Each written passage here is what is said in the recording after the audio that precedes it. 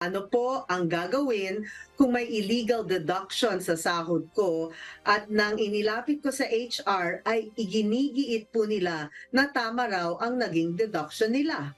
Ilang beses na po kasing nangyari sa akin at malaki na rin po ang nawala sa sahod ko. So, para po dun sa question ni Mister, Mr. yes. Pantoliano, Mhm.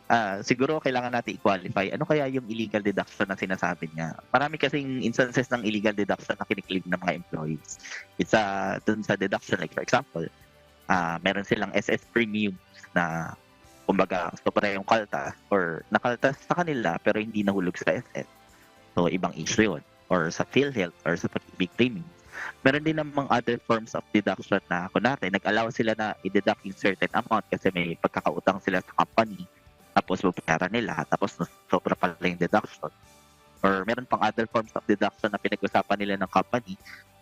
Iba-iba kasi yung solusyon dun sa problema. Pero yung pinaka-basic natin siguro, kung meron silang deduction na kiniklaim na dapat hindi dineduct, so hindi siya SS, hindi siya PhilHealth, hindi siya Pag-ibig, yung pinaka-recourse nila, since punta na sila dun sa HR nila, ilapit nila under sa DOLE, under the single entry approach.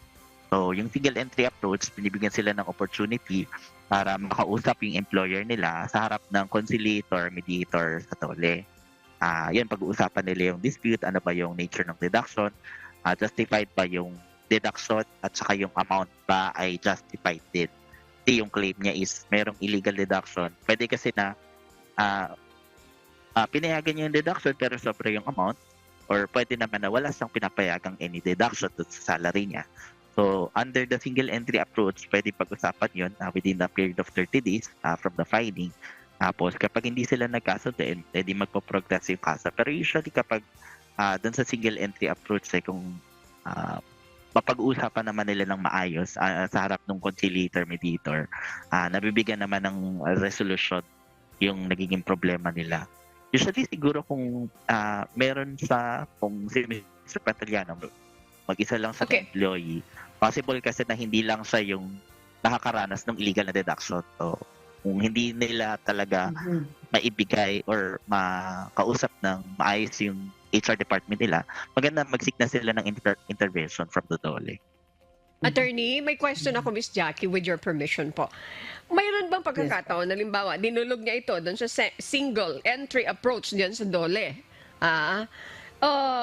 May pagkakataon ba na hindi humaharap yung employer at yung employee lang po? Siyempre, marami pong pagkakataon na gano'n.